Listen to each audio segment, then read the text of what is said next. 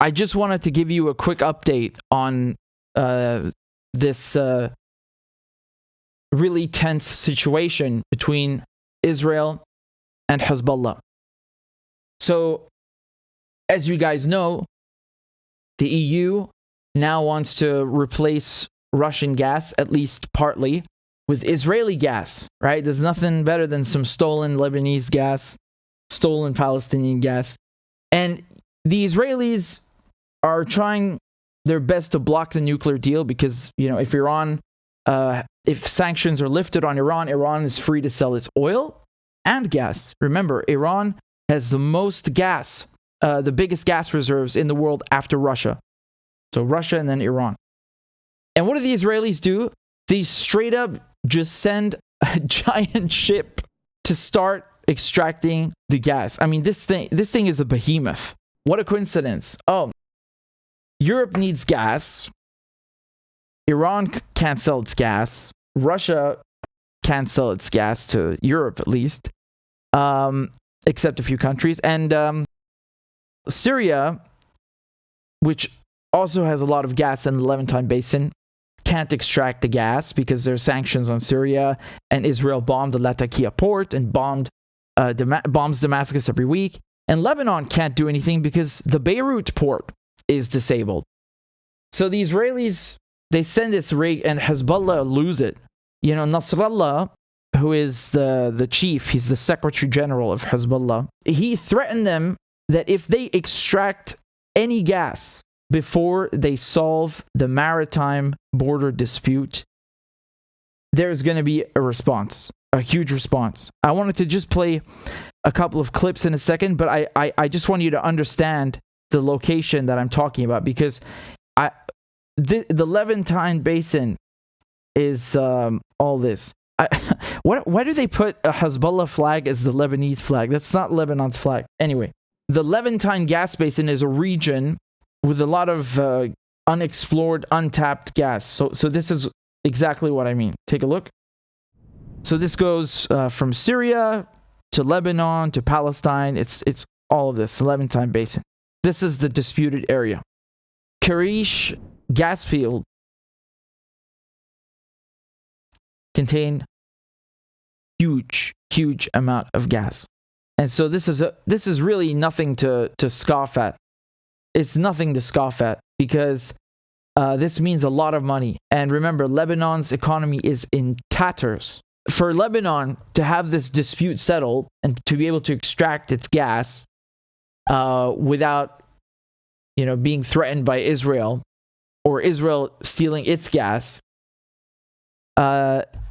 this would mean a lot of money for the Lebanese, right? Remember, Israel occupied Lebanon, South Lebanon. They invaded Lebanon so many times I lost count. Been occupying Palestine for its entire existence, occupying Syria and Golan Heights since 1967, occupied Sinai. أن أتدخل في ترسيم الحدود البحرية. لبنان رسم بلوكات حيث تعتقدون أن هذه مياهكم، وعنده بلوكات عرضوها على التلزيم للتنقيب ولاستخراج النفط والغاز مقافل في الجنوب هنا. وأنا أؤكد لكم أن هناك شركات عالمية ستقبل. لا يقول أحد إسرائيل ستمنعنا. أقول للدولة اللبنانية وللشعب اللبناني وللبنانيين، لديكم مقاومة شجاعة وقوية ومقتدرة، وتستطيع أن تقول للعدو الذي يعمل في الليل وفي النهار على التنقيب وعلى استخراج النفط والغاز من المناطق المتنازع عليها، أن تقول للعدو إذا منعتم لبنان نمنعكم. نعم، نحن قادرون على أن نمنعهم. نملك الشجاعة ونملك القوة ونملك القدرة، وأنا أضمن لكم ذلك. ولن تجرؤ شركة في العالم أن تأتي إلى كاريش أو إلى أي مكان في المنطقة المتنازع عليها إذا أصدر حزب الله تهديدا واضحا جديا في هذه المسألة. He's right.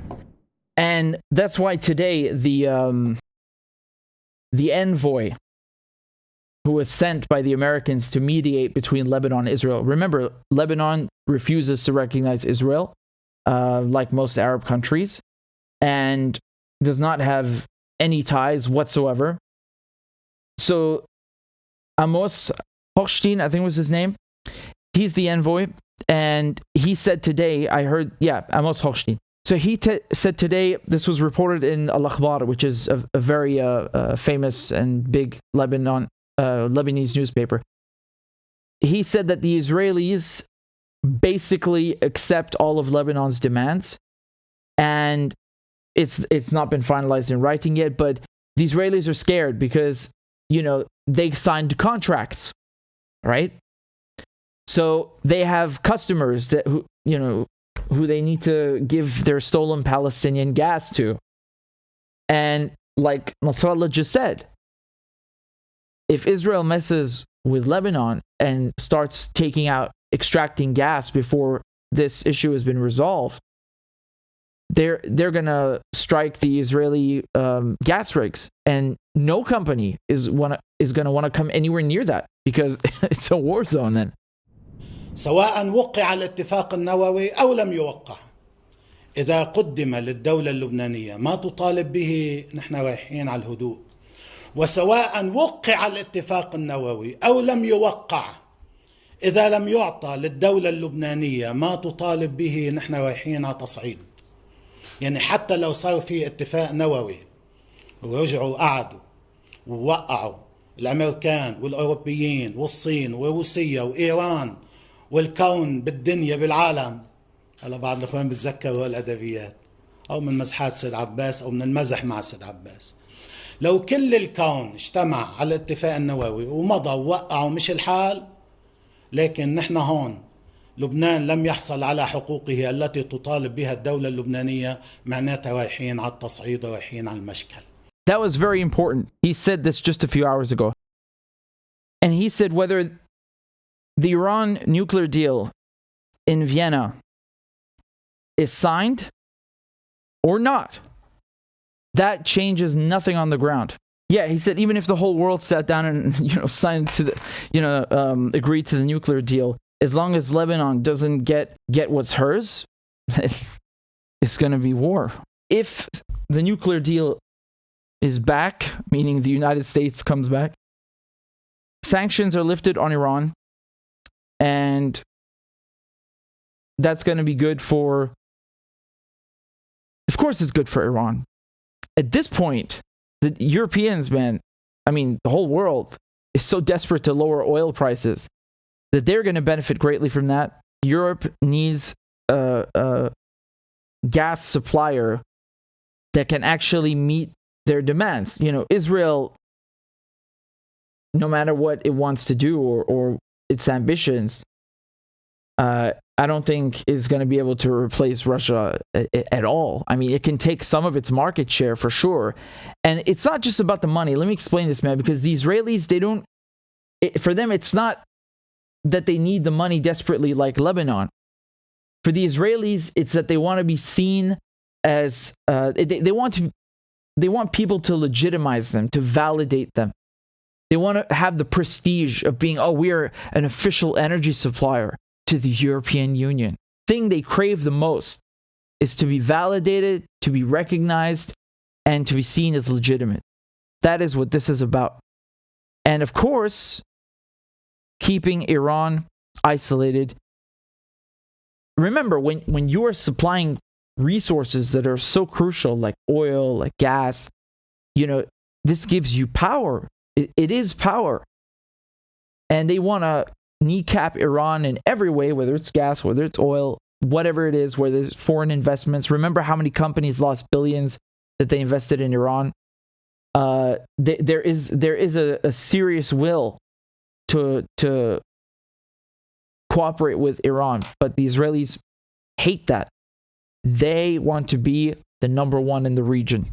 September 15th, I am hoping that they will resolve this diplomatically, because that's always preferable to war, obviously. So let's hope for the best, and that they fix it. But I said this earlier. I mean, like, I don't understand this concept of like negotiating with the Israelis. Dude, these are yes, diplomacy, but Lebanon does not recognize Israel. So who is it negotiating with?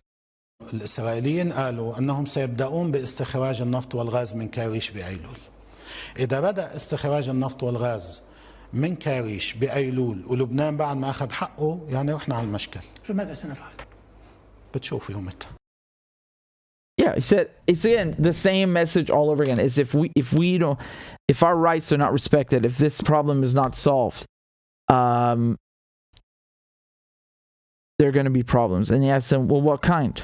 Like, what do you mean? Can you elaborate? And he says, you will see. In 2006, there was a war between Lebanon and Israel, and it lasted, I think, about 33 days. It was from July, August 2006. And I was next door in Damascus, right? Damascus is like a 2-hour drive from Beirut. Who is defending Lebanon from Israel? It was Hezbollah. Who liberated South Lebanon in 2000 from Israel? Hezbollah. Okay, and ever since 2006, Israel has not bombed Lebanon once. They do not like Hezbollah, but they respect the, it's like two adversaries who understand the capabilities of each other. You know what I mean? And that's very important and interesting because, again, Hezbollah is a political party and it has a military wing. So they participate in elections and they have a military wing. But the military wing is so powerful. The army is a joke. I'm not saying this to make fun of anyone, but like, put that into perspective. Like this is such a successful resistance movement. And then, in the West, they all want to talk about, oh yeah, man, white supremacy is bad. And, we got to fight like the power. And then when you actually fight the power, they say you're a terrorist. Hold on a second. Hold on a second. Now, it's fight the powers that the State Department and the CIA want you to fight.